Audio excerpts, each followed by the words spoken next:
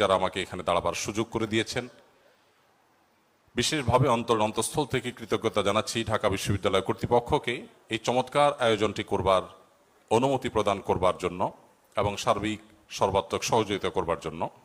আমি কোনো ভূমিকা ছাড়াই আমার মূল বক্তব্যে প্রবেশ করতে চাই। আজ 2024-এর যেই সময়টাতে আমরা দাঁড়িয়ে কথা বলছি, আজকের পৃথিবীতে দুর্বলদের পক্ষে কথা বলাটা ফ্যাশনে পরিণত হয়েছে। আপনারা জানেন, দুর্বল মানুষদেরকে নিয়ে কেউ কাজ করলে সমাজে তাকে হিরো মনে করা হয়। আজকের সমাজে দুর্বলদের নিয়ে কাজ করলে তাদেরকে নিয়ে মানুষ অনেক গর্ব করে। এটা গর্বের একটা ব্যাপার যে কেউ দুর্বলদেরকে নিয়ে কাজ করছে। আমরা সুন্নাহ ফাউন্ডেশন থেকে অসহায় দুস্থদের জন্য কাজ করছি। আপনারা অনেকে আমাদেরকে সেজন্য মোবারকবাদ জানাচ্ছেন, শুভেচ্ছা জানাচ্ছেন, আমাদেরকে প্রেরণা দিচ্ছেন। ধন্যবাদ আপনাদের প্রতি। কিন্তু আমি যেটি বলতে চাচ্ছি যে আজ থেকে ঠিক ১৫০০ বছর আগের পৃথিবীতে যদি আমরা ফিরে যাই, তাহলে আমরা লক্ষ্য করলে দেখতে পাবো সেই পৃথিবীতে দুর্বলদের পক্ষে কথা বলাটা ফ্যাশন তো দূরের কথা, সবচেয়ে বড় চ্যালেঞ্জের বিষয় ছিল। আজকের এই অনুকূল পৃথিবীতে দাঁড়িয়ে আপনি দাস দাসীর অধিকার, আপনি শ্রমিকের অধিকার, আপনি নারীর অধিকার, আপনি অন্য ধর্মাবলম্বী সংখ্যালঘুদের অধিকার নিয়ে কথা বলতে পারেন। এই কথা বলাটা অনেক নিরাপদ, অনেক ফ্লেক্সিবল পরিবেশ আপনি দেখেন। কিন্তু মুহাম্মদ সাল্লাল্লাহু আলাইহি সাল্লাম যখন দুর্বলদের পক্ষে কথা বলেছেন, তখন পৃথিবীতে দুর্বলদের পক্ষে কথা বলাটা সহজ কাজ ছিল না।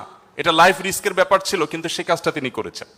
সম্মানিত উপস্থিতি, প্রিয় নবী সাল্লাল্লাহু আলাইহি সাল্লাম তিনি দুর্বলদের পক্ষে যে কথা বলেছেন, সেটা আজ আমরা অনেকে যে দুর্বলদের পক্ষে কথা বলি নানা পার্থিব উদ্দেশ্যে, তার সেই দুর্বলদের পক্ষাবলম্বনটা পার্থিব কোনো উদ্দেশ্যে ছিল না। আমরা অনেকে আজ দুর্বলদের পক্ষে কথা বলি কোনো সংস্থার কোনো প্রজেক্ট পাওয়ার জন্য। আমরা অনেকে দুর্বলদের পক্ষে কথা বলি কোনো প্রজেক্ট পেয়েছি সেই টাকা হালাল করবার জন্য। আমরা অনেকে দুর্বলদের পক্ষে কথা বলি সোশ্যাল মিডিয়াতে প্রচুর লাইক কমেন্ট পাওয়া যাবে সেজন্য। আমরা অনেকে দুর্বলদের পক্ষে কথা বলি এর পেছনে আমাদের পার্থিব কোনো স্বার্থ আছে সেই কারণে। মুহাম্মদ সাল্লাল্লাহু আলাইহি সাল্লাম সেই ব্যক্তি ছিলেন যিনি দুর্বলদের পক্ষে কথা বলেছেন প্রচন্ড প্রতিকূল পরিবেশে। তার সেই কথার বিপরীতে তাকে থ্যাঙ্কস বলার মতো পৃথিবীতে কোনো মানুষ ছিল না তখন। মুহাম্মদ সাল্লাল্লাহু আলাইহি সাল্লাম দুর্বলদের পক্ষে কি বলেছেন এটা নিয়ে ঘন্টাকে ঘন্টা কথা বললেও, কি করেছেন তাদের জন্য ঘন্টাকে ঘন্টা আলোচনা করলেও শেষ হবে না। কিন্তু সময় খুবই সংক্ষিপ্ত, আমি এই জন্য মোটা দাগে মূল কথাগুলোতে চলে যেতে চাই। সর্বপ্রথম যেটি বলতে চাই, প্রিয় নবী সাল্লাল্লাহু আলাইহি সাল্লামের আবু দাউদ, তিরমিজি এবং নাসাই বর্ণিত এক হাদিস থেকে আমরা জানতে পারি, তিনি বলেছেন, তোমরা তোমাদের যে সমস্ত দুর্বল মানুষেরা আছে সেই সমস্ত দুর্বল মানুষদের ব্যাপারে আমার কাছে তালাশ করবে, খোঁজ খবর নিবে, তাদের জন্য কোনো কিছুর প্রয়োজন হলে আমাকে বলবে। কেন? কারণ তোমরা জানো যে তোমাদের আল্লাহ তাআলার তরফ থেকে যে রিজিক প্রাপ্ত হও, ফাইন্নামা তুরজাকুন ওয়া তুনসারুনা বিদুআফাইকুম, তোমাদের যারা দুর্বল আছেন সে দুর্বল এবং অসহায় মানুষগুলোর উসিলায় তাদের কারণে আল্লাহ তাআলা তোমাদেরকে যুদ্ধ বিগ্রহে শত্রুর বিপক্ষে জয় দিয়ে থাকেন, সেগুলো তাদের কারণে দেন। আবার একইভাবে তোমাদের যে রিজিক আল্লাহ তাআলা দিয়ে থাকেন, এই রিজিকটা তোমাদের মধ্যে থাকা যে দুর্বল মানুষগুলো আছে তাদের কারণে আল্লাহ তাআলা দিয়ে থাকেন।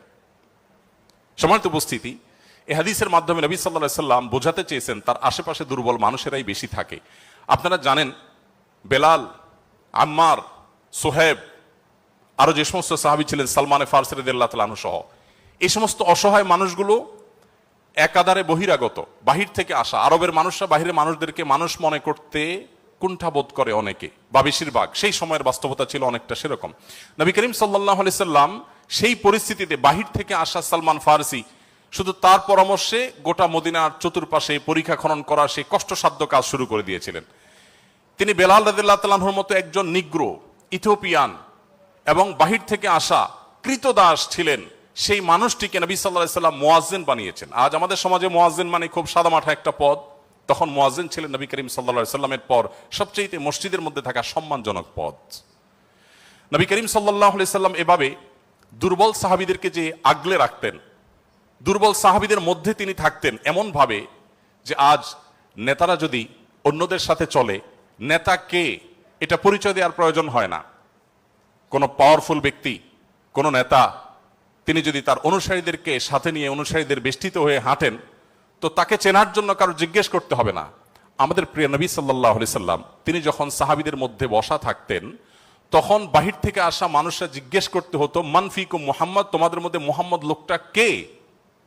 আপনি চিন্তা করুন, তার বসার মোড়টা এমন ছিল যে অন্য 10 জন সাধারণ সাহাবীর মধ্যে তিনি নিজেকে মিশিয়ে ফেলতেন।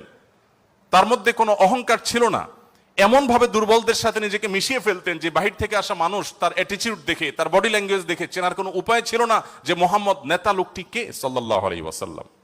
সম্মানিত উপস্থিতি, ঠিক একইভাবে আমরা জানি নবী করিম সাল্লাল্লাহু আলাইহি সাল্লাম কারা জান্নাতবাসী, জান্নাতি লোকদের মার্কা কি, সেটা বলতে গিয়ে বলেছেন যে আল্লাহ আখবিরুকুম বিআহলিল জান্নাহ, তোমাদেরকে কি আমি বলে দিব না যে তোমাদের মধ্যে বিচরণকারী মানুষদের মধ্যে কারা কারা জান্নাতি, জান্নাতি হিসাবে তোমরা কাদেরকে সুধারণা করতে পারো, তাদের আলামত কি, যে আলামত দেখে তুমি অনুমান করবে, আন্দাজ করবে লোকটা জান্নাতি। নবী করিম সাল্লাল্লাহু আলাইহি সাল্লামের পর নিজে জবাব দিয়ে বলেছেন কুল্লু দাঈফিন মুতাদাঈফ, যে সমস্ত মানুষগুলো দুর্বল, বিনয়ী, নিরীহ, এই মানুষগুলো জান্নাতি। অর্থাৎ যদি তাদের ঈমান অন্য সব বিষয়গুলো ঠিকঠাক থাকে, পাশাপাশি তিনি যদি নিরীহ গোছের হন, বিনয়ী হন, বিনম্র হন, তিনি যদি খুব বেশি অহংকারী, অনেক বেশি রূঢ় স্বভাবের না হন, তাহলে এই মানুষগুলো জান্নাতি হওয়ার এটি একটি বড় লক্ষণ। এখানে নবী করিম সাল্লাল্লাহু আলাইহি সাল্লাম দুর্বলতাকে জান্নাতি হওয়ার, নবী সাল্লাল্লাহু আলাইহি সাল্লাম দুর্বলতাকে বা বিনয়কে জান্নাতি হওয়ার লক্ষণ হিসাবে উল্লেখ করেছেন। এখান থেকে বোঝা যায় দুর্বলদের অবস্থান তার কাছে কেমন ছিল। আমরা নবী সাল্লাল্লাহু আলাইহি সাল্লামের যে দুর্বলদের প্রতি তার যে ভালোবাসা, তার যে তাদের অধিকার আদায়ের প্রচেষ্টা, তাদেরকে সমাজে তাদের যথাযথ অধিকার ফিরিয়ে দেওয়ার প্রচেষ্টা, সে সম্পর্কে যদি আমরা কয়েকটা উপমা দিতে চাই, আমরা একজন করে বলতে চাই। নারীদের ব্যাপারে বলতে চাই, ইতিমধ্যে ওবায়দুল্লাহ হামজা সাহেব আলোচনা করেছেন নারীদের সম্পর্কে, কিছু কথা হয়তো রিপিট হবে, তারপর আমি সংক্ষেপে শুধুমাত্র টাচ করে যাই। আপনারা জানেন নবী সাল্লাল্লাহু আলাইহি সাল্লাম যে সমাজে এসেছেন, সেই সমাজে নারী হিসেবে জন্মগ্রহণ করাটা এটা একটা অপরাধ ছিল। জীবন্ত কন্যাকে নিজের বাবা নিজে হাতে পুঁতে ফেলতো শুধুমাত্র কন্যা হওয়ার কারণে। আল্লাহ কোরআনে বলেছেন ওয়া ইযা বুশিরা আহাদুহুম বিল উনসা যাল্লা ওয়াজহুহু মুসওয়াদ্দান ওয়া হুয়া কাযীম, কারোর কন্যা সন্তান হয়েছে এই সংবাদটা তাকে দেয়া হলে তার মুখটা কালো হয়ে যেত। এরকম ভয়ঙ্কর এক বাস্তবতার মধ্যে নবী সাল্লাল্লাহু আলাইহি সাল্লাম এসেছেন। আমি আবারও বলছি, আজকের সমাজে নারী অধিকার নিয়ে কথা বলা এটা অনেক সহজ। নারী অধিকার নিয়ে কথা বলা মানুষগুলোর জন্মেরও বহু বছর আগে নবী সাল্লাল্লাহু আলাইহি সাল্লাম শুধু নারী অধিকার নিয়ে কথা বলেন নাই, জীবন্ত কবরস্থ করা হতো যেখানে কন্যা সন্তানকে, সেই জায়গা থেকে তুলে নারীকে সবচেয়ে সম্মানের সর্বোচ্চ আসনে বসিয়ে তারপর তিনি দুনিয়া থেকে গেছেন। নবী সাল্লাল্লাহু আলাইহি সাল্লাম নারীদের জন্য কি করেছেন? কোরআনে আল্লাহ তাআলা বলেছেন ওয়াশিরুহুন্না বিল মারুফ, হে পুরুষেরা তোমরা তোমাদের স্ত্রীদের সাথে যথাযথভাবে সুন্দরতম উপায়ে তাদের সাথে বসবাস করো, তোমাদের জীবনাতিপাত করো, সংসার করো ভালোভাবে, খারাপভাবে তাদের সাথে তোমরা সংসার করবে না, সতর্ক করেছেন। কোরআনে কারিমে একটি সূরা আছে, আপনারা জানেন, সূরার নাম হলো সূরাতুন নিসা, অর্থাৎ নারীগণের সূরা। কোরআনে কিন্তু পুরুষগণের সূরা নামে কোনো সূরা নেই, সূরাতুর রিজাল নামে কোনো সূরা নেই, কিন্তু সূরাতুন নিসা নামে সূরা আছে, এবং সেটা ছোটখাটো 2-4-5 আয়াতের সূরা না, কোরআনের সবচেয়ে বড় সূরাগুলোর একটি। এবং কোরআনে শুধুমাত্র নারীদের বিধিবিধান বর্ণনা করবার জন্য সূরা তাহরিম, সূরা তালাক, অনেকগুলো সূরা আল্লাহ তাআলা নাজিল করেছেন স্পেশাল নারীদের বিধিবিধান বর্ণনা করবার জন্য। পুরুষদের জন্য আলাদা কোনো স্পেশাল বিধিবিধান, তাদের অধিকার, তাদের করণীয়, তাদের বিষয়গুলোকে আলোকপাত করবার জন্য কোনো আলাদা স্পেশাল কোনো সূরা নেই। আপনারা জানেন কোরআনে আল্লাহ রাব্বুল আলামিন নারীদের সম্পর্কে যত আলোচনা করেছেন, শুধু সেগুলোই ঘন্টায় ঘন্টা আলোচনা করলে শেষ করা যাবে না। প্রিয় নবী সাল্লাল্লাহু আলাইহি সাল্লাম তার, আপনারা জানেন, একাধিক স্ত্রী ছিলেন। একাধিক স্ত্রী থাকলে দাম্পত্য জীবনে টুকটাক মনোমালিন্য হয়, তার ক্ষেত্রেও হয়েছে। তিনি কখনো কোনো নারীর গায়ে আঘাত করেননি, কোনো নারীকে কখনো প্রহার করেননি, তার জীবনে একটি বারের জন্য সে ঘটনা ঘটেনি। আপনারা অনেকে হয়তো শুনে থাকবেন, উহুদের যুদ্ধে প্রিয় নবী সাল্লাল্লাহু আলাইহি সাল্লামের তরবারি একজন সাহাবীকে দেয়া হয়েছে। তিনি দূর থেকে লক্ষ্য করলেন একজন নারী খুব বিভৎস একটি দৃশ্যের অবতারণা করেছেন, তার নাম ছিল হিন্দা, আপনারা জানেন। তিনি নবী করিম সাল্লাল্লাহু আলাইহি সাল্লামের প্রিয় চাচার লাশ কেটে কলিজা বের করে চাবাচ্ছেন। এরকম নির্মম এবং পাশবিক অত্যন্ত ভয়ঙ্কর একটি চিত্র ওই সাহাবী দেখতে পেয়ে নবী সাল্লাল্লাহু আলাইহি সাল্লামের তরবারি তার হাতে, তিনি দৌড়ে দূর থেকে আফসা আফসা দেখছেন, কাছাকাছি গেলেন। কাছাকাছি গিয়ে দেখতে পেলেন, দূর থেকে তিনি বুঝতে পারেন না যে ইনি ভদ্রলোক না ভদ্র মহিলা। খুব কাছে এসে দেখলেন যে তিনি একজন নারী। তিনি তখন বলেছেন পরবর্তীতে যে আমি তরবারিটা তুলেছিলাম যে তার শিরকে আমি তার ধড় থেকে, দেহ থেকে আলাদা করে দিব, কিন্তু তৎক্ষণাৎ আমার মনে হলো এই তরবারিটা তো সেই মানুষটার যে মানুষ কোনোদিন কোনো নারীর গায়ে আঘাত করেন নাই।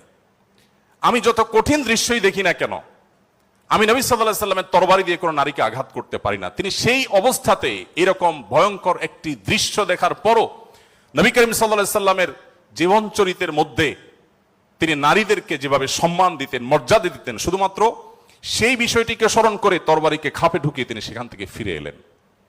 প্রিয় নবী সাল্লাল্লাহু আলাইহি ওয়াসাল্লাম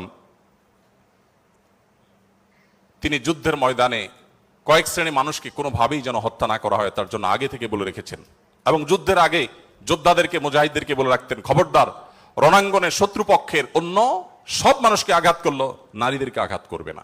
আপনারা এই জন্য সাহাবীদের মধ্যে পুরুষ সাহাবীদের শহীদ হওয়ার অনেক লম্বা ফিরিস্তি বা লিস্ট আপনারা দেখতে পান। মহিলা সাহাবীদের লিস্ট খুব বেশি একটা দেখা যায় না, যদিও পুরুষদের আল্লাহর জন্য জীবন উৎসর্গ করার এই পথের সর্বপ্রথম পথ নির্দেশ করেছেন যিনি, অবাক করা বিষয় হলো তিনি একজন নারী, সুমাইয়া রাদিয়াল্লাহু তাআলা আনহা। প্রিয় ভাইরা আমার, নবী করিম সাল্লাল্লাহু আলাইহি সাল্লাম তার জীবনের একেবারে শেষের দিকের বক্তব্যগুলোর, ভাষণগুলোর একটি ছিল ইস্তাউসু বিন-নিসাই খায়রা, তোমরা নারীদের ব্যাপারে আমার কাছ থেকে ভালো ওসিয়ত গ্রহণ করো। অর্থাৎ আমি তোমাদেরকে ওসিয়ত করছি, আমি জীবনের শেষ মুহূর্তে, অন্তিম মুহূর্তে তোমাদেরকে উপদেশ দিচ্ছি, নারীদের বেলায়, মহিলাদের ব্যাপারে তোমরা ভালো আচরণ করবে, এটি আমার কাছ থেকে শুনে রাখো। নবী করিম সাল্লাল্লাহু আলাইহি ওয়াসাল্লাম তিনি তিনটি জিনিসকে খুব বেশি ভালোবাসতেন, তিনটি জিনিস তার কাছে খুব বেশি প্রিয় ছিল। আপনারা অনেকে হাদিসটি জানেন। তার একটি ছিল সুগন্ধি, তিনি পারফিউম, আতর খুব পছন্দ করতেন। আরেকটি ছিল সালাত, নামাজ, এটি তার চক্ষু শীতলতার কারণ ছিল, তার অনেক ভালো লাগতো নামাজ আদায় করতে। আরেকটি ছিল নারী। এখানে নারী প্রিয়র অর্থ হলো বাবা এবং মায়ের মধ্যে নবী সাল্লাল্লাহু আলাইহি সাল্লাম বাবার চাইতে মাকে বেশি প্রায়োরিটি দিতেন। সন্তানের মধ্যে ছেলে এবং মেয়ের মধ্যে মেয়েকে বেশি ভালোবাসতেন, এত বেশি ভালোবাসতেন যে প্রিয় নবী সাল্লাল্লাহু আলাইহি সাল্লামকে আল্লাহ তাআলা ছেলে সন্তান দিয়েছেন, তাদের সবাইকে শৈশবে মৃত্যু দিয়েছেন, তার একমাত্র চারটি কন্যা সন্তানকে বাঁচিয়ে রেখেছেন। দিন শেষে তিনি কন্যাদের বাবা হয়ে বেঁচেছিলেন, ছেলেদের বাবা হয়ে বেঁচে ছিলেন না। ঠিক একইভাবে প্রিয় নবী সাল্লাল্লাহু আলাইহি সাল্লামের আরেকটা হাদিস সহিহ মুসলিমে বর্ণিত হয়েছে, আমরা জানি নবী সাল্লাল্লাহু আলাইহি সাল্লাম বলেছেন, কেউ যদি তার দুটি কন্যা সন্তানকে প্রাপ্তবয়স্ক হওয়া পর্যন্ত সুন্দর আচরণ করে, যথাযথভাবে লালন পালন করে, কোনো প্রকার বৈষম্য না করে, অবিচার না করে, তাদের প্রতি সদাচরণ করে, তো কিয়ামতের ময়দানে নবী সাল্লাল্লাহু আলাইহি সাল্লাম বলেছেন সেই লোক শুধু জান্নাতে যাবে না, কিয়ামতের দিন আল্লাহ নবী সাল্লাল্লাহু আলাইহি সাল্লাম বলেছেন আনা ওয়া হুয়া কাহাতাইন, সে এই দুটি আঙ্গুল যেরকম পাশাপাশি অবস্থান করছে জান্নাতে আমার ঠিক কাছাকাছি এইভাবে অবস্থান করবে, দুটি কন্যা সন্তানকে যথাযথভাবে পালন করবার কারণে।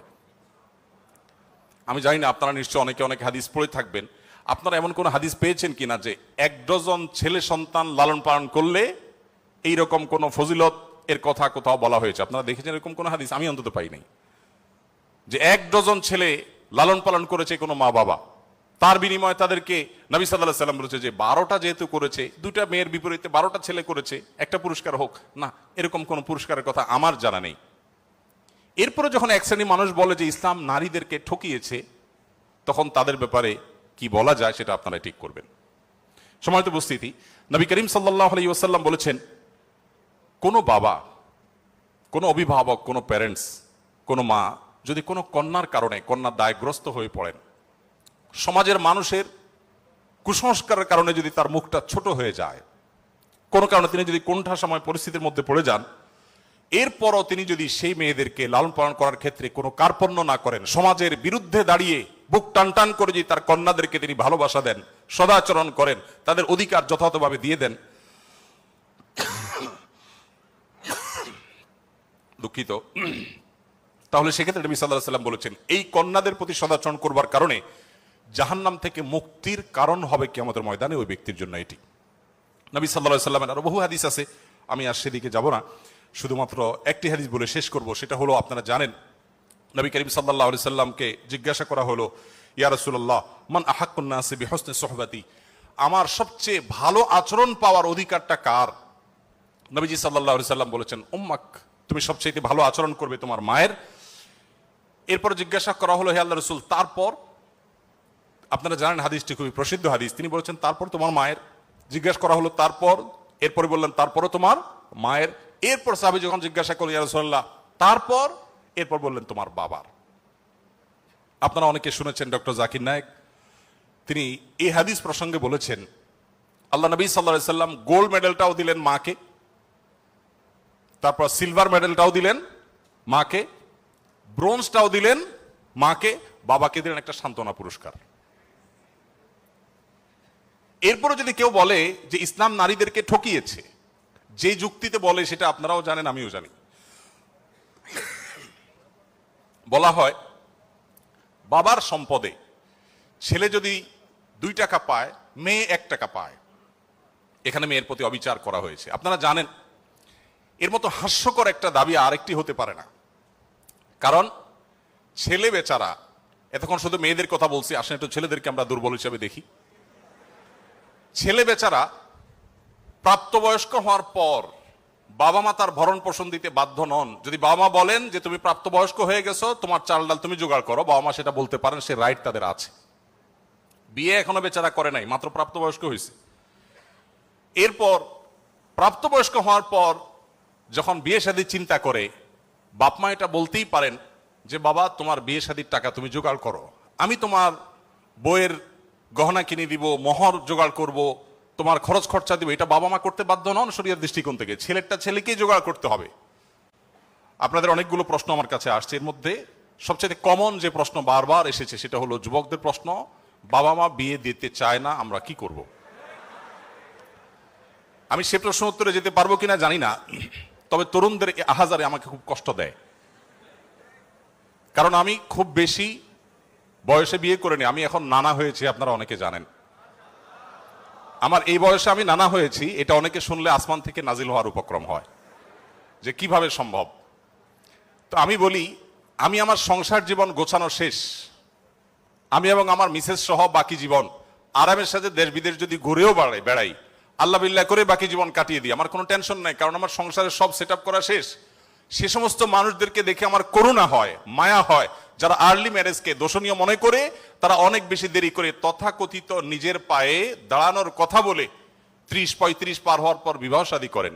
এই মানুষগুলো তাদের ছেলে মেয়ে হইতে হইতে, প্রথম তো আবার ছেলে মেয়ে নেওয়া যাবে না, একটা লম্বা সময় এনজয় করতে হবে, 40-এর পর হয়ে যায় ছেলে মেয়ে হতে হতে। এরপর এই ছেলে পড়ালেখা করে গ্রাজুয়েশন করতে করতে 55-60 চুই হয়ে যায়, ততক্ষণে সংসারের ঘানি টানতে থাকে। আল্লাহ না করুন ছেলেটা যদি অমানুষ হয়, এই বেচারা বৃদ্ধ বয়সে আর যাওয়ার কোনো উপায় নাই। আবার সন্তান তো 1টা বা 2টা বেশি নেওয়া যাবে না, তাহলে তার দুঃখের কোনো শেষ আছে? আর আমার সবকিছু কমপ্লিট। এখন ছেলে মেয়ে যদি বেশি বেতাল হয়, বেলাইন হয়, সোজা কানটা মলে দিয়ে দরজা দেখা দিতে কোনো অসুবিধা নাই। কারণ আমার 2nd, 3rd, 4th অপশন আছে, অনেকগুলো সন্তান আছে। আর দ্বিতীয়ত আমার বয়সে এখনো অনেকখানি বাকি আছে। যাই হোক, আমি সেদিকে যাচ্ছি না। আমি যেটা বলছিলাম সেটা হলো ছেলেদের, এই বেচারাদের যে অসহায়ত্ব, এটার কথা কেউ বলে না। দেখেন, আমিও নারীদের ওয়াজি করে গেলাম, ছেলেদের অসহায়ত্বের কথা একটু বলি। এই বেচারারা যতদিন বাবার সংসারে থাকবে, তোমার ঘানে তুমি টানো, বাবা মা বাধ্য না। মেয়েকে কিন্তু এটা বাবা বা মা বলতে পারেন না। এরপর যখন বিয়ে হবে, বিয়ের সময় ওই যে ছেলেরা চিরকুট নিয়ে আসে, হুজুর একটু বলে দেন আমার আব্বা এখানে আছে। আমি পল্টনে একটা হোটেলের উদ্বোধনী দিনে আমার এক বন্ধু মানুষ সেখানে গেছিলাম, এক ছেলে তার বাবাকে ধরে আমার কাছে নিয়ে আসছে, এসে বলছে হুজুর আপনার অনেক ওয়াজ শুনছি, আজকে আমার বাপরে হাতের কাছে পাইছি, আমাকে বিয়ে দেন, আমি বহু বলছি, আজকে আপনি হাতে নাতে বলেন। আমি নিজের লজ্জা লাল হয়ে গেলাম যে ছেলে কি বেহায়ার মতো কথা। যাই হোক, তো এই বেচারারা বিয়ে করতে যাবে, বাপ বলে যে কি করো তুমি, বিয়ে করবে মানে টাকা কামাই করো। মেয়েদের বিয়ের সময় কি বাবা মা এটা বলে তুমি কয় টাকা কামাই করছো তোমার বিয়ে দিব? বলার সুযোগই নাই, রাইটই নাই। এরপরে বিয়েটা যখন হয়ে যায়, এই বেচারা এতদিন নিজের পেট পালা লাগতো, এখন বউয়ের পেট পালো, ছেলে মেয়ের পেট পালো, অর্থাৎ তাদের রিজিকের ব্যবস্থা করো, তাদের উপার্জনের দায় দায়িত্ব তার। নিজের বাবা মা যদি বৃদ্ধ হয়ে যান, অসহায় হয়ে যান, তাদের দায়িত্ব তার। বাপের বাড়ি যাওয়ার সময় বাজারটা তার করতে হয়, শ্বশুর বাড়ি যাওয়ার সময় মিষ্টির প্যাকেটটার টাকাও তাকে দিতে হয়। শতভাগ খরচ ছেলের, শতভাগ খরচ কার? ছেলের। আর বাপের সম্পদে পাবে হলো 2 টাকা, 2 আনা, আর মেয়ে পাবে 1 টাকা। তার অন্যের খরচ তো দূরের কথা, নিজের খরচই তার উপরে বর্তায় না। ইসলাম কি তাকে কম দিয়েছে না বেশি দিয়েছে? একজনকে 2 টাকা দিয়ে বাজারে পাঠিয়ে বিরাট বড় ফর্দ দেখাই দিয়েছেন, এতগুলো সব তোমাকে আনতে হবে। আরেকজনকে 1 টাকা দিয়ে বললেন যে তুমি শুধুমাত্র এই টাকা দিয়া যা খুশি তা করতে পারো। তাহলে এই 1 টাকা যাকে দেওয়া হয়েছে তার অধিকার কি কম দেওয়া হয়েছে না বেশি দেওয়া হয়েছে? আল্লাহর সাথে পাল্লা দিলে গোল্লা যাওয়া ছাড়া কোনো উপায় থাকে না। যারা নিজের বিবেক দিয়ে আল্লাহ সুবহানাহু ওয়া তাআলার বিচারকে, বিশ্লেষণকে বিচার করতে চায়, তারা আল্লাহর উপরে ওই যে খোদার উপরে খোদাগিরি বলে, যে সে মূর্খতা ছাড়া আর কিছুই করছে না। আমি শ্রদ্ধা রেখে তাদের প্রতি এটা বলতে বাধ্য হলাম। যাই হোক, আমি যেটা বলছিলাম যে নবী সাল্লাল্লাহু আলাইহি ওয়াসাল্লাম মেয়েদের সম্পর্কে এত কথা বলেছেন, দেখুন যে মা হিসাবে মেয়েদের মর্যাদা এত বেশি। ইমাম মালিক রহমতুল্লাহ আলাইহি একটি চমৎকার কথা বলেছেন। তিনি বলেছেন যে আল আম্বিয়াউ আবুল বানাত, আপনারা অবাক হবেন, যত নবী রাসূল পৃথিবীতে এসেছেন বেশিরভাগ নবী রাসূলদেরকে আল্লাহ তাআলা ছেলে সন্তান না দিয়ে মেয়ে সন্তান দিয়েছেন। যাই হোক, মেয়েদের ব্যাপারে কথা বেশি হয়ে যাচ্ছে, এক পেশে হয়ে যাচ্ছে, আমরা একটু অন্য কোন অপশনে চলে যাই। এরপরে যেটি বলতে চাই তা হলো বিধবা এবং ইয়েতিমদের ব্যাপারে। দেখুন, ইয়েতিম বিধবার ব্যাপারে নবী করিম সাল্লাল্লাহু আলাইহি সাল্লাম বলেছেন, বুখারীতে হাদিসটি বর্ণিত হয়েছে, আস-সাইলাল আরমালাতি ওয়াল মাসাকি কাল মুজাহিদি ফি সাবিলিল্লাহ আও কাল্লাযী ইয়াকুমুল লাইলা ওয়া ইয়াসুমুন নাহার। যে ব্যক্তি কোনো বিধবার ব্যয়ভারের দায়িত্ব গ্রহণ করবে, যে ব্যক্তি কোনো ইয়েতিমের লালন পালনের দায়িত্ব গ্রহণ করবে, অভিভাবকত্বের দায়িত্ব গ্রহণ করবে, নবী সাল্লাল্লাহু আলাইহি সাল্লাম বলেছেন এই ব্যক্তি আল্লাহর রাস্তায় রণাঙ্গনে জিহাদরত ব্যক্তি আল্লাহর কাছে যে মর্যাদা লাভ করবে, নিজের জায়গায় বসে থেকে অসহায় বিধবার দায়িত্ব, বিধবা ভাতা দিয়ে তার দায়িত্ব গ্রহণ করলে এই ব্যক্তিকে আল্লাহ তাআলা সেই মর্যাদা দান করবেন। আপনি এরকম কোন হাদিস দেখাতে পারবেন না যে একটা লোক বেচারার বউ মরে গেছে, মন মরা থাকে, যদি কোনো ভদ্র মহিলা তার আশ্রয় দেওয়ার জন্য তিনি অনুপযুক্ত হওয়া সত্ত্বেও নিজেকে পেশ করেন, উপস্থাপন করেন, আর তার আশ্রয় হয়ে যান, তাহলে নবী সাল্লাল্লাহু আলাইহি সাল্লাম বলেছেন তার এই পুরস্কার আছে। নিশ্চয়ই ভালো কাজের সওয়াব আছে, কিন্তু আলাদা পার্টিকুলার কোনো সওয়াবের কথা নবী সাল্লাল্লাহু আলাইহি সাল্লাম বলেন নাই। কিন্তু একজন বিধবার ব্যাপারে কিন্তু সেই কথা বলা হয়েছে। ইয়েতিমের ব্যাপারে নবী সাল্লাল্লাহু আলাইহি সাল্লাম বলেছেন, আনা ওয়া কাফিলুল ইয়াতিমি কাহাতাইন, আমি এবং ইয়েতিমের অভিভাবক, যিনি ইয়েতিমের দায়িত্ব নেন, এই দুইজন এই দুটি আঙ্গুলের মতো পাশাপাশি জান্নাতে অবস্থান করবো। আপনারা অনেকে বলতে পারেন যে জান্নাতে এই লোক নবীর কাছে থাকবে, এর আগে শুনলাম দুইটা কন্যা লালন পালন করলে সেও নবী সাল্লাল্লাহু আলাইহি সাল্লামের কাছে থাকবে, তো নবী সাল্লাল্লাহু আলাইহি সাল্লামের কাছে কতজন থাকবে? আসলে দুনিয়াতে আমরা একজনের সাথে আরেকজন হাঁটতে পারি, আখিরাতকে আমরা দুনিয়ার মতো কম্পেয়ার করি বা বিবেচনা করি, আখিরাতের বিষয়টা সম্পূর্ণ ভিন্ন। নবী সাল্লাল্লাহু আলাইহি সাল্লামের জান্নাত এটা তো দুনিয়ার কোনো প্রাসাদের মতো হবে না, বিশাল বড় জগৎ নিয়ে হবে। সবচেয়ে ছোট জান্নাতে যে গোটা পৃথিবীর সমান 10 পৃথিবীর সমপরিমাণ জান্নাত তিনি পাবেন। মহাশূন্য সম্পর্কে আমরা ধারণা পাওয়ার পর আমাদের কাছে এটা খুব সহজ মনে হয় যে পৃথিবীর অন্যান্য পৃথিবীর বাইরে যে আল্লাহ তাআলার মহা সৃষ্টি আছে সেগুলোর তুলনায় পৃথিবী খুব ক্ষুদ্র। যখন পৃথিবীতে এগুলো আবিষ্কার হয় নাই, আপনি চিন্তা করুন তখনকার মুসলমানদের জন্য ঈমান আনা কতটা কঠিন ছিল, যে কিভাবে এত বড় জান্নাত দিবেন আল্লাহ তাআলা, কোথায় এত জায়গা। কিন্তু আজ আমরা সেটা আবিষ্কার করেছি, আমরা জানি কিয়ামত পর্যন্ত আবিষ্কার হতে থাকবে। কোরআন এবং সুন্নাহর অনেক কিছু এখনো আমাদের বুঝে আসছে না, কিন্তু এক সময় হয়তো বুঝে আসবে। তো যাই হোক, নবী করিম সাল্লাল্লাহু আলাইহি সাল্লাম ইয়েতিমের ব্যাপারে এই সুসংবাদ আমাদেরকে দিয়েছেন।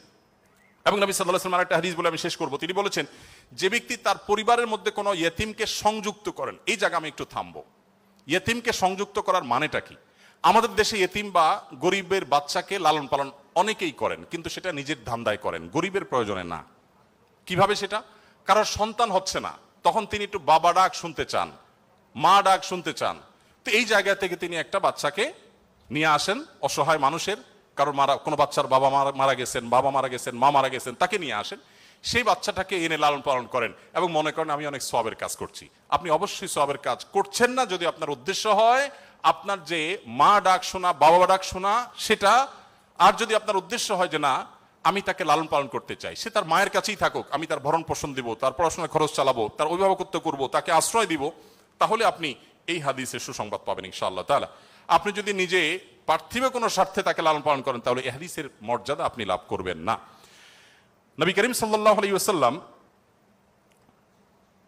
মুসনাদ আহমদে বর্ণিত একটা হাদিসে আসছে, তিনি বলেছেন যে এক ব্যক্তি তার কাছে বলেছে, হে আল্লাহর রাসূল, আমার অন্তরটা অনেক শক্ত, আমি খুব শক্ত হৃদয়ের মানুষ, আমার মনটা নরম হয় না, আপনি আমাকে কোনো একটা পরামর্শ দিন। নবী সাল্লাল্লাহু আলাইহি ওয়াসাল্লাম বলেছেন, তুমি ইয়েতিমের মাথায় হাত বুলাবে, তোমার মন নরম হবে, এবং সেই সাথে অসহায়দের তুমি খাদ্য দান করবে, আহার দিবে। এই দুটি কাজ যদি তুমি করো তাহলে তোমার অন্তরের কাঠিন্য দূর হয়ে যাবে। আমাদের অনেকের মধ্যে এই অভিযোগ আছে, আমরা এই আমলগুলো করতে পারি।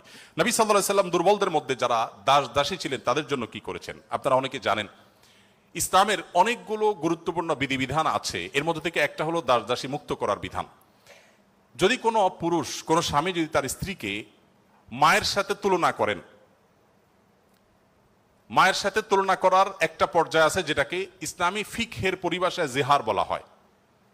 রাগের বশে এরকম অনেকে করে থাকেন যে আমার মা যেরকম হারাম তুমি এরকম হারাম, তালাকের মতোই অনেকটা, এই টাইপের কথা যদি কেউ বলেন তার প্রায়শ্চিত্ত হলো তাকে একটি দাস মুক্ত করতে হবে।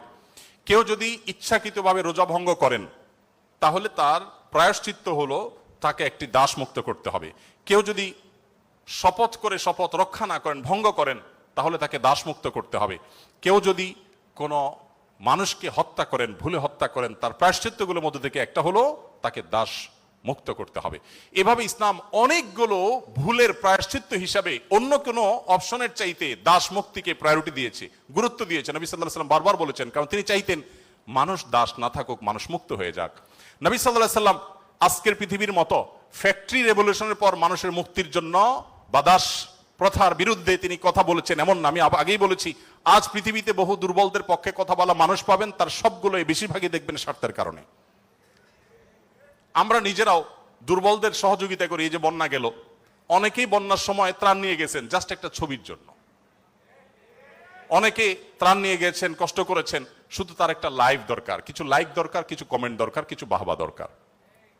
তো নবী সাল্লাল্লাহু আলাইহি সাল্লাম দাস দাসীদের মুক্তির জন্য কথা বলেছেন সেই সমাজে যখন দাস দাসী ছিল আজকের যুগে বিএমডব্লিউর মালিক হলে যেরকম গর্বের, দাস দাসী থাকা সেরকম গর্বের। এরকম মূল্যবান অ্যাসেট কোনো বিনিময় ছাড়া মুক্ত করে দেওয়ার জন্য নবী সাল্লাল্লাহু আলাইহি সাল্লাম উৎসাহিত করতেন। শুধু তাই নয়, আপনারা জানেন যে নবী করিম সাল্লাল্লাহু আলাইহি সাল্লাম বলেছেন, কোন দাসকে যদি কেউ মুক্ত করে তাহলে ওই দাসের প্রতিটি অঙ্গকে মুক্ত করার বিনিময়ে যে ব্যক্তি এই কাজটি করলেন, আল্লাহ তাআলা ওই ব্যক্তিকে তার ওই অঙ্গকে জাহান্নাম থেকে মুক্তির পরওয়ানা দান করবেন। নবী সাল্লাল্লাহু আলাইহি ওয়াসাল্লাম আরেকটি হাদিসে আছে, তিনি বলেছেন জীবনের শেষ কথা।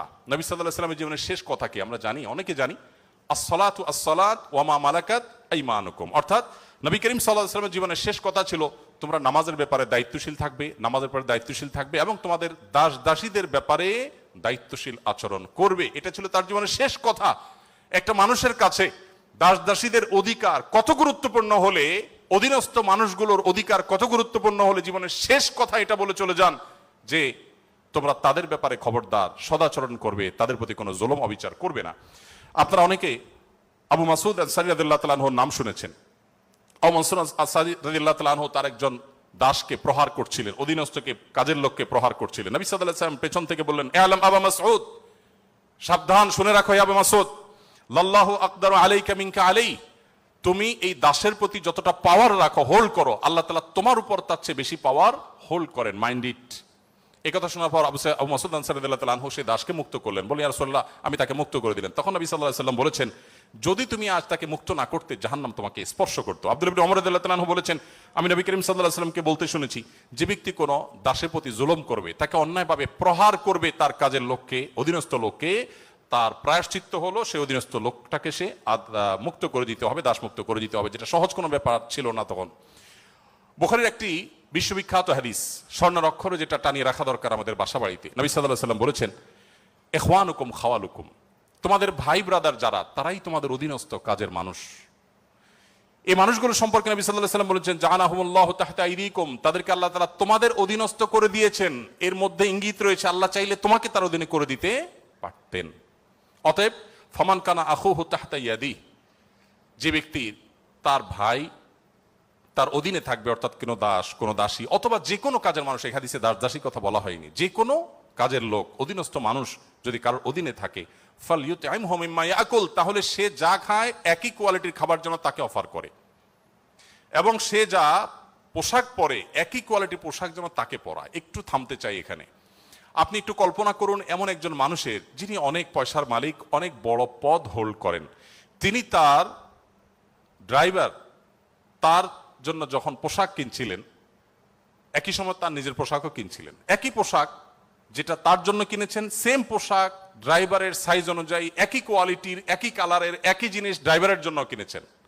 এই দৃশ্যটা কি কল্পনা করা যায়? আজকের বাস্তবতা এটা কি খুব সহজ বিষয় মনে হয়? আমরা তো অনেকে অধীনস্থ মানুষদের পাশে বসে খাবো এটাকেই দোষী বিষয় মনে করি। আমরা কি নিজেদেরকে সভ্য দাবি করি? আজকের পৃথিবীর মানুষের সভ্যতা যেখানে গিয়ে ঠেকবে, নবী সাল্লাল্লাহু আলাইহি সাল্লাম তিনি এবং তার সাহাবা ইকরাম পৃথিবীকে যেই জায়গায় রেখে গেছেন সভ্যতার, সেখানে পর্যন্ত আজকের পৃথিবী সভ্যতার সর্বোচ্চ শিখরে গিয়ে পৌঁছতে পারবে না। নবী করিম সাল্লাল্লাহু আলাইহি ওয়াসাল্লাম তাকে একবার জিজ্ঞাসা করা হলো যে, হে আল্লাহ রাসূল, আমাদের যে কাজের লোক আছে, খাদেম আছে, এই লোকগুলোর যত ভুল করে কয়বার মাফ করা যায় আপনি একটু বলেন? মানে এটা সীমা আছে তো, কতবার মাফ করা যায়? নবী করিম সাল্লাল্লাহু আলাইহি সাল্লাম চুপ থাকলেন। লোকটা আবার একই কথা বললেন, নবী সাল্লাল্লাহু আলাইহি ওয়াসাল্লাম চুপ থাকলেন। তিনি আবার যখন বললেন, নবী করিম সাল্লাল্লাহু আলাইহি ওয়াসাল্লাম বলেছেন, দিনে 70 বার মাফ করবা। কতবার? এর মানে হলো তুমি নিজেকে নিয়ন্ত্রণহীন করবে না। এই বিষয়ে অবশ্য ওয়াজ করা অনেক সহজ, আমল করা অনেক কঠিন। আল্লাহ তাআলা আমাদেরকে আমলের তৌফিক দান করুন। এভাবে নবী করিম সাল্লাল্লাহু আলাইহি ওয়াসাল্লাম দুর্বলদের পক্ষে, দুর্বলদের অধিকার আদায়ের জন্য অনেক কথা বলেছেন। সেই সময় যখন দুর্বলদের পক্ষে কথা বলা আজকের মতো ফ্যাশনের বিষয় ছিল না। আজ যারা অধিকারের কথা বলে, তাদের জন্মেরও হাজারো বছর আগে প্রিয় নবী সাল্লাল্লাহু আলাইহি ওয়াসাল্লাম এই মানুষগুলোর অধিকার আদায় করে উন্নতির চরম শিখরে রেখে গেছেন। পৃথিবী আবার তাদেরকে অবনমন করেছে। আজ সেজন্য আমাদেরকে কথা বলতে হচ্ছে। সম্মানিত উপস্থিতি, নবী করিম সাল্লাল্লাহু আলাইহি ওয়াসাল্লাম তিনি অন্য ধর্মাবলম্বীদের অধিকার নিয়ে যত কথা বলেছেন, অনেক লম্বা কথা বলতে হবে, আমার হাতে একেবারে সময় নেই। আমি শুধু এটুকু বলবো, আল্লাহ তাআলা কোরআনে কারিমে বলেছেন, লা ইয়ানহাকুমুল্লাহু আনিল্লাযীনা লাম ইউকাতিলুকুম ফিদ-দীন ওয়া লাম ইখরিজুকুম মিন দিয়ারিকুম আন তাবাররুহুম ওয়া তুকসিতু ইলাইহিম ইন্নাল্লাহা ইউহিব্বুল মুহসিনিন। যে সমস্ত অন্য ধর্মাবলম্বীরা তোমাদেরকে তোমাদের দেশ থেকে বের করে দেয়নি, তোমাদের উপর কোনো যুদ্ধ চাপিয়ে দেয়নি, অর্থাৎ শান্তিপূর্ণ সহাবস্থান করছে, তাদের প্রতি সদাচরণ করতে তোমাদের আল্লাহ তোমাদেরকে নিষেধ তো করেনি না, বরং আল্লাহ তাআলা সদাচরণকারী, ন্যায়নিষ্ঠ আচরণকারীকে ভালোবাসেন। তার মানে সংখ্যালঘুদের প্রতি, অন্য ধর্মাবলম্বীদের প্রতি কোনো মুসলিম যদি সদাচরণ করে, এই লোক আল্লাহর ভালোবাসা পাবে। বাংলাদেশের মানুষ ধর্মপ্রাণ, এদেশে ওলামা একরাম দায়িত্বশীল। এই জন্য আমি প্রায় বলি, আমাদের আশেপাশে অন্য যে কোনো দেশের সংখ্যালঘুদের চাইতে আমাদের দেশের সংখ্যালঘুরা আলহামদুলিল্লাহ অনেক ভালো আছে। সেজন্য আমরা অনেক হ্যাপি এবং সুখী। আমরা চাই তারা আরো ভালো থাকুক। আমাদের আশেপাশের বিভিন্ন দেশে বহু ধর্মীয় দাঙ্গা হয়েছে, শত শত মানুষ মারা গেছে। বাংলাদেশের আজও পর্যন্ত কখনোই ধর্মীয় দাঙ্গায় শত শত মানুষ তো দূরের কথা, ডজন ডজন মানুষ মারা গেছে, এমন কোনো ঘটনা কখনো শোনা। সংখ্যালঘুদের নির্যাতনের যে সমস্ত বিচ্ছিন্ন ঘটনা ঘটে, এটা আমরাও জানি, আমাদের সংখ্যালঘু ভাই বোনেরাও জানেন। এটা দিন শেষে রাজনৈতিক ফায়দা হাসিলের নীল নকশা ছাড়া আর কিছুই নয়। বাংলাদেশের সবচেয়ে বড় ধর্মীয় শিক্ষা প্রতিষ্ঠান হাটহাজারী মাদ্রাসার ঠিক কোল ঘেঁষে একটা মন্দির, আমি সেই মাদ্রাসার ছাত্র। এত প্রাচীন এই মন্দির এবং মাদ্রাসাও প্রাচীন, শতবর্ষী মাদ্রাসা এবং প্রাচীন মন্দির। কেউ বলতে পারবে না যে মাদ্রাসার হাজার হাজার ছাত্রের কেউ কোনোদিন একটা ঢিল সেই মন্দিরে নিক্ষেপ করেছেন অথবা মন্দির থেকে পাল্টা এরকম কিছু হয়েছে, কেউ বলতে পারবে না। বাংলাদেশের মানুষের সাম্প্রদায়িক সম্প্রীতির যে উজ্জ্বল দৃষ্টান্ত, পৃথিবীর অনেক উন্নত দেশেও সে দৃষ্টান্ত নাই। এটা আমরা কোত্থেকে পেয়েছি? ইসলাম থেকে পেয়েছি। আমাদের সংখ্যালঘু ভাই বোনদের প্রতি সদাচরণ করতে আমাদের ইসলাম বলে, ভালো মুসলিম হওয়ার প্রয়োজনে আমাদের এটা করতে হচ্ছে। অথবা আমরা যত বেশি ভালো মুসলিম হতে পারবো, আমাদের সংখ্যালঘু ভাই বোনরাও তত নিরাপদে থাকবেন। নবী সাল্লাল্লাহু আলাইহি ওয়াসাল্লাম বলেছেন, যেই ব্যক্তি কোনো অমুসলিম, যিনি মুসলিম ভূখণ্ডে বসবাস করার পারমিশন নিয়ে আসছেন, ধরুন বাইরে থেকে ভিসা নিয়ে এসছেন, অনুমোদিত তার বসবাসটা, এরকম কোন অন্য ধর্মাবলম্বীকে যদি কোনো মুসলমান হত্যা করে, এই মুসলমান এই হত্যার কারণে জান্নাত তো দূরের কথা, জান্নাতের ঘ্রাণও সে পাবে না। মানুষটা কিন্তু অন্য ধর্মাবলম্বী। নবী সাল্লাল্লাহু আলাইহি ওয়াসাল্লাম একটা ইহুদির লাশ নিয়ে যাওয়া হচ্ছিল, তিনি সম্মান প্রদর্শন করলেন। সাহাবীরা বললেন, ইয়া রাসূলুল্লাহ, ইহুদির লাশ আপনি সম্মান প্রদর্শন করছেন? নবী সাল্লাল্লাহু আলাইহি ওয়াসাল্লাম বলেছেন, আলাইসাত নাফসা, সে কি মানুষ না? লোকটা ইহুদি হতে পারে কিন্তু তিনি মানুষ না। আব্দুল ইবনে ওমর রাদিয়াল্লাহু তাআলার বাসায় ছাগল জবে হয়েছে, তিনি বাহির থেকে এসে জিজ্ঞাসা করলেন, আহাদাইতুম লিজারনাল ইয়াহুদি, আমাদের ইহুদি প্রতিবেশী বাসায় গোশত পাঠিয়েছো? বাসার লোকজন বলল, না তো। তখন তিনি বললেন, আল্লাহ রাসূল সাল্লাল্লাহু আলাইহি ওয়াসাল্লাম প্রতিবেশীর অধিকার নিয়ে এত কথা বলেছেন যে নিজের সম্পদে তাদের হিস্সা আল্লাহ তাআলা নির্ধারণ করে দেওয়ার উপক্রম হয়েছিল, আর তোমরা কেন প্রতিবেশী বাসায় খাবার পাঠাওনি? আমাদেরকে আরো ডেভেলপ করতে হবে। আমাদের আশেপাশে কোনো হিন্দু বসবাস করেন, আপনার পাশে ফ্ল্যাটে, পাশের বাড়িতে, আপনি কয়দিন তার বাসায় খাবার পাঠিয়েছেন, গিফট পাঠিয়েছেন? অথচ ইসলাম কিন্তু সেই নির্দেশ আমাদেরকে করে। যাই হোক, নবী করিম সাল্লাল্লাহু আলাইহি ওয়াসাল্লাম চতুষ্পদ জন্তু, পশু পাখির প্রতি তার যে দয়া ছিল, তারা দুর্বল, তারা অসহায়, তাদের পক্ষে নবী সাল্লাল্লাহু আলাইহি ওয়াসাল্লামের যে অবস্থান ছিল, একবার আপনারা জানেন বিখ্যাত হাদিস, নবী সাল্লাল্লাহু আলাইহি ওয়াসাল্লাম বলেছেন যে অনেক আগের একটি ঘটনা, এক লোক তিনি যাচ্ছিলেন কোথাও পানি পান করার জন্য, কোন একটা কুয়াতে তিনি নেমেছেন, উঠে দেখতে পেলেন একটি কুকুর পিপাসায় সেরকম অস্পোস করছে। তখন তিনি তার পোশাক খুলে পানিতে চুবিয়ে, সে পানির চিবিয়ে ওই কুকুরকে খাওয়ালেন। এই হাদিসটি দুই রকম আছে, একজন পুরুষের ক্ষেত্রে আছে, তিনি তার পায়ের মোজা খুলেছেন, একজন নারীর কথা আছে, তিনি তার ওড়না খুলে এই কাজটি করেছেন। ওই নারী ব্যভিচারিণী হওয়া সত্ত্বেও আল্লাহ তাআলা একটি প্রাণীর প্রতি এই ভালোবাসা, এই সম্প্রীতি দেখাবার জন্য তাকে মাফ এবং নাজাত দিয়ে দিয়েছেন। নবী সাল্লাল্লাহু আলাইহি ওয়াসাল্লাম বলেছেন যে এর বিপরীতে একজন নারী, আপনারা সেটাও শুনেছেন অনেকে, যে একটি ইবাদত গুজার একজন নারী একটি বিড়ালকে বেঁধে রেখেছিলেন এবং সে বিড়ালকে বেঁধে রাখতে রাখতে এক পর্যায়ে না খেয়ে বিড়ালটি মারা গেছে, তাকে খাদ্য দেননি। শুধুমাত্র এই কারণে তিনি ইবাদত গুজার হওয়া সত্ত্বেও আল্লাহ তাআলা ওই নারীকে জাহান্নামী হিসেবে ঘোষণা করেছেন, শুধু একটা প্রাণীর জীবনের প্রতি এই হেয়ালিপনা করার জন্য। এখন প্রাণী তো দূরের কথা, মানুষের জীবন আমরা শেষ করে ফেলছি নির্দয়ভাবে। নবী করিম সাল্লাল্লাহু আলাইহি সাল্লামের আরো হাদিস আমরা জানি, একটা পাখির দুটি বাচ্চাকে কেউ একজন ধরে নিয়ে গেলেন। নবী আলাইহিস সালাম যখন দেখলেন এই কাজটি কেউ করেছে, তখন বললেন যে কে কাজটি করেছ? তখন নবী করিম সাল্লাল্লাহু আলাইহি সাল্লাম তাকে ডেকে বললেন, যাও, এই যে পাখি, মা পাখিটা সে ছটপট করছে আমি দেখতে পাচ্ছি, এই বাচ্চাগুলোকে সেখানে রেখে আসো, এটা তোমার জন্য জায়েজ নাই, মা পাখির বাচ্চাগুলোকে তুমি ছিনিয়ে আনবে জাস্ট তোমার বিনোদনের জন্য। তখন নবী করিম সাল্লাল্লাহু আলাইহি সাল্লাম ওই নির্দেশ সাহাবীকে করেছেন এবং ভৎসনা করেছেন এই কাজটি করবার জন্য। এর বিপরীতে আরেকটা ঘটনা আমরা জানি, এর পাশাপাশি আরেকটা ঘটনা আমরা জানি, নবী সাল্লাল্লাহু আলাইহি সাল্লাম এক ব্যক্তিকে দেখলেন তিনি পিপিলিকার উপদ্রব থেকে বাঁচার জন্য আগুন দিয়ে পোড়াচ্ছেন। তিনি বলেছেন, খবরদার, লা ইউআযযিবু বিন-নার ইল্লা রাব্বুন নার, আগুন দিয়ে পুড়িয়ে নির্মম ভাবে তুমি এটাকে হত্যা করতে পারো না। যদি হত্যা করতেই হয় তাহলে তুমি এমনি পিষে মেরে ফেলো, অন্য কোনো ভাবে মেরে ফেলো, নির্মম ভাবে তুমি মারতে পারো না। আমাদের অনেকে দেখবেন যে ওই যে এক ধরনের আঠা পাওয়া যায় ইঁদুর মারার, সে আঠা দিয়ে ইঁদুর মারার চেষ্টা করেন, নির্মম ভাবে মৃত্যু, হত্যা করা বা নিধন করা, এটা জায়েজ নাই। সে আপনাকে উপদ্রব করে, আপনি হত্যা করতে পারেন, কিন্তু নির্মম ভাবে হত্যা করবার বা হত্যাকে আপনি এনজয় করবেন এই অধিকার আপনাকে ইসলাম দেয়নি। নবী করিম সাল্লাল্লাহু আলাইহি ওয়াসাল্লাম তার সাহাবী আব্দুল ইবনে সাঈদ ইবনে জুবায়ের বলেছেন যে সাহাবী আব্দুল ইবনে ওমর রাদিয়াল্লাহু তাআলা আনহু একবার যাচ্ছিলেন, দেখলেন যে কুরাইশের কিছু যুবক কিছু পাখিকে বেঁধে রেখে তীর নিক্ষেপ করছিলেন হাত সই করার জন্য, এবং ওই পাখিগুলোর যে মালিক তাকে বলেছেন যেটা লাগবে না, মিস হবে, ওই তীরটা তোমার, বিনিময়ে তুমি তীর পেয়ে যাবে, আর লাগলে তো পাখি মারা যাবে। এটা জাস্ট মজা করছিল তারা। দেখেন আল্লাহ নবী সাল্লাল্লাহু আলাইহি ওয়াসাল্লামের সাহাবী আব্দুল ইবনে ওমর যখন এসেছেন, জাস্ট তাকে দেখেছে, দেখার সাথে সাথে দৌড়ে পালিয়ে গেছে তারা, ওই যুবকরা, কারণ জানেন যে নবী সাল্লাল্লাহু আলাইহি ওয়াসাল্লামের সাহাবী কোন প্রাণীর প্রতি নির্মমতাকে সহ্য করবেন না, চলে গেছে তারা। তখন এবার আব্দুল ইবনে ওমর রাদিয়াল্লাহু তাআলা আনহু বলেছেন, আল্লাহ লানত এবং অভিশাপ নাজিল হয় ওই মানুষগুলোর প্রতি যারা কোনো প্রাণীকে এরকম বিনোদনের জন্য জাস্ট তীর মেরে, গুলি মেরে বিভিন্নভাবে লক্ষ্যবস্তু তাদেরকে বানায়। নবী করিম সাল্লাল্লাহু আলাইহি ওয়াসাল্লামের জীবনের বহু ঘটনা আছে, আমরা বলে শেষ করতে পারবো না, আমি একেবারে শেষের দিকে চলে আসছি।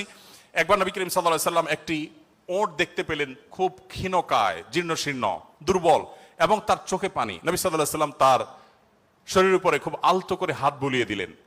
তখন সেই ওটের আচরণ দেখে বর্ণনাকারী সাহাবী বলছেন, মনে হচ্ছিল সে অনেকটা প্রশান্তি অনুভব করেছে। তখন তিনি ওটের মালিককে ডেকে বললেন যে এই ওটকে তুমি কেন ভালো করে খাবার দাবার দাও না, তার ব্যাপারে তুমি আল্লাহকে কেন ভয় করো? নবী সাল্লাল্লাহু আলাইহি ওয়াসাল্লাম তাকে সতর্ক করলেন। ঠিক একইভাবে নবী সাল্লাল্লাহু আলাইহি ওয়াসাল্লাম ঐতিহাসিক একটি হাদিস সহিহ মুসলিম বর্ণিত, তিনি বলেছেন, ইন্নাল্লাহা কাতাবাল ইহসানা আলা কুল্লি শাই ফাইদা কাতালতুম ফাহসিনুল কিতলাহ ওয়া ইযা যাবাহতুম ফাহসিনুজ যিবহা। যদি কেউ কোন প্রাণীকে জবে করতে হয়, জবে করে খেতে হয়, আল্লাহ তার জন্য হালাল করেছেন, সেও যেন নির্মম ভাবে জবে না করে। এই জন্য ছুরি যেন ভালো করে ধার দিয়ে নেয়, যাতে করে পশুর প্রতি নির্মমতা করতে করতে ধীরে ধীরে তাকে যেন হত্যা করতে না হয়। এমনকি কোনো মানুষকে যদি মৃত্যুদণ্ড দিতে হয়, তাকেও যেন নির্মম ভাবে হত্যা না করা হয়।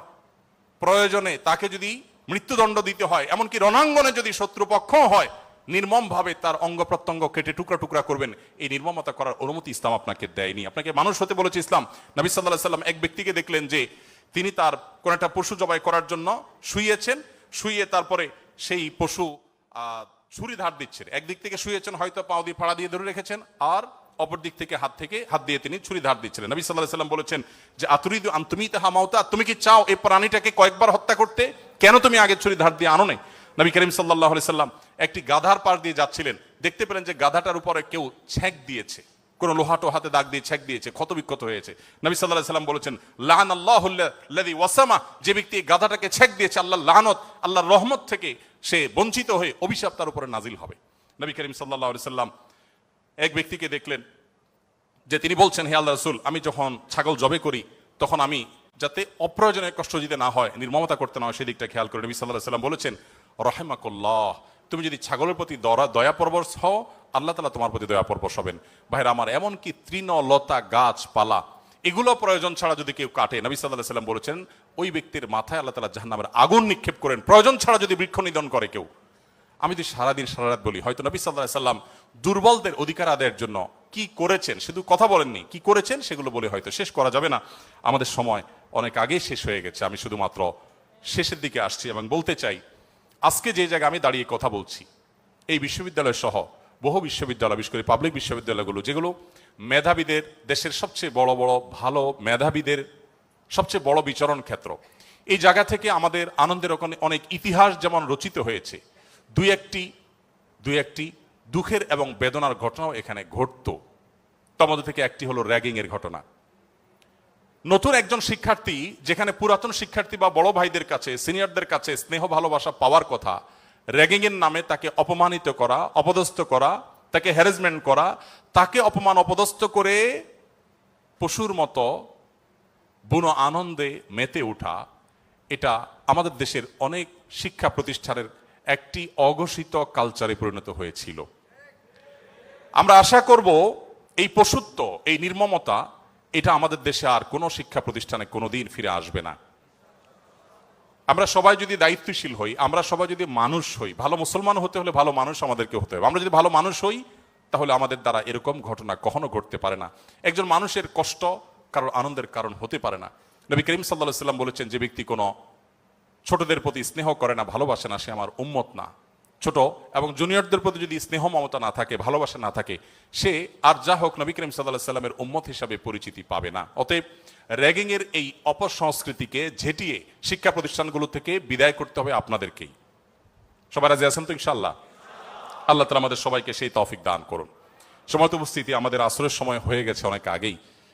আমি খুব সংক্ষেপে শেষ করলাম। আপনাদের প্রশ্ন, অনেকগুলো প্রশ্ন আমার কাছে আছে, কিন্তু প্রশ্ন আমি এখনো টাচই করতে পারলাম না, তো সেজন্য আমি ক্ষমা চেয়ে নিচ্ছি। নামাজের পর আর কোনো সেশন আদৌ থাকবে কিনা আমি জানি না, তবে যেহেতু প্রশ্নগুলো আপনারা দিয়েছেন, আমি কোনো লাইভে সেটার উত্তর দিয়ে দিতে পারি। আর যদি নামাজের পরে সেশন হয়, তাহলে সেখানে আমরা 15-20 মিনিটে প্রশ্নগুলো উত্তর দেওয়ার চেষ্টা করতে পারি। আর একটি আহ্বান আপনাদের প্রতি আমি রাখতে চাই, সেটা হলো, আপনারা অনেকে আমাদের সাথে বিভিন্ন সময় যোগাযোগ করেন যে আসুন্নাহ ফাউন্ডেশনের সাথে আপনারা কিভাবে ইনভলভ হবেন। আপনারা অনেকে হয়তো মনে করেন আমরা শিক্ষার্থী মানুষ, আমরা টাকা পয়সা দিতে পারবো না, তাহলে আসুন্নাহ ফাউন্ডেশনের সাথে কিভাবে ইনভলভ হবে। আমি আপনাদেরকে বলতে চাই, আসুন্নাহ ফাউন্ডেশনের যে ওয়েবসাইট আছে, asunnahfoundation.org, আমাদের এই ওয়েবসাইটে ভলান্টিয়ার রেজিস্ট্রেশন বা ভলান্টিয়ার নিবন্ধন যে ফিচার আছে, সেখানে ক্লিক করে আপনি আপনার তথ্যপত্র দিয়ে যদি সাবমিট করে রাখেন, আমাদের কাছে আপনাদের ডাটা চলে আসবে। আপনারা যেন আনন্দিত হবেন যে আমাদের ফেনী, লক্ষ্মীপুর, নোয়াখালীতে বন্যা দুর্গতদের যে পুনর্বাসনের কার্যক্রম চলছে, সেখানে প্রায় 45টা টিম, 45টা টিম সেখানে কাজ করছে। এই প্রত্যেকটা টিমে কোনো না কোনো পাবলিক বিশ্ববিদ্যালয়ের ছাত্ররাই নেতৃত্ব দিচ্ছেন। তাদের সাথে কোনো ব্যবসায়ীকে, কোনো চাকরিজীবীকে ট্যাগ করা হয়েছে। 3 জন করে এক একটা টিমে থাকে, তারা সেখানে কাজ করছে, তথ্যপত্রগুলো ভেরিফিকেশন করছে। তাদের তথ্যপত্রের ভিত্তিতে আমরা ইনশাআল্লাহ অসহায় এবং দুস্থ মানুষদের ঘরগুলো বানিয়ে দেওয়ার, কৃষকদেরকে নগদ অর্থ সহায়তা দেওয়ার এবং অন্যান্য কার্যক্রম আমরা পরিচালনা করব। তো আপনারা যদি ফাউন্ডেশনের সাথে ইনভলভ হতে চান, আমি আপনাদের সবাইকে উদাত্ত আহ্বান করতে চাই, এমনকি আমাদের বোনদেরকেও বলতে চাই যে আপনারাও আমাদের ফাউন্ডেশনের ভলান্টিয়ার হিসাবে নিবন্ধন করতে পারেন। আমাদের যখন প্রয়োজন হবে, আমরা কোনো সময় আমাদের নিবন্ধিত ভলান্টিয়ারদেরকে প্রায়োরিটি দিয়ে বিভিন্ন কাজের ক্ষেত্রে আমরা তাদেরকে ইনভলভ করে থাকি। আমরা আশা করি যে আমাদের কল্যাণমূলক কাজে আপনারাও সাথী হবেন, সঙ্গী হবেন। আজকের এই আয়োজন, এত সুন্দর একটি আয়োজন করবার জন্য কর্তৃপক্ষকে আমি ধন্যবাদ জানাই, এবং বিশেষভাবে ধন্যবাদ জানাই আমাকে এখানে এসে কিছু কথা বলবার সুযোগ দেওয়ার জন্য। আমার কথার মধ্যে যদি সঠিক কিছু বলে থাকি আল্লাহর তরফ থেকে, ভুল কিছু বলে থাকলে সেটি আমার তরফ থেকে, শয়তানের তরফ থেকে। আল্লাহ তাআলা আমাদের সবাইকে নবী করিম সাল্লাল্লাহু আলাইহি ওয়াসাল্লামের রঙে রঙিন হওয়ার তৌফিক দান করুন, তার আদর্শবান হওয়ার তৌফিক দান করুন। জাযাকুমুল্লাহ খাইরা। আসসালামু আলাইকুম ওয়া রাহমাতুল্লাহি ওয়া বারাকাতুহু।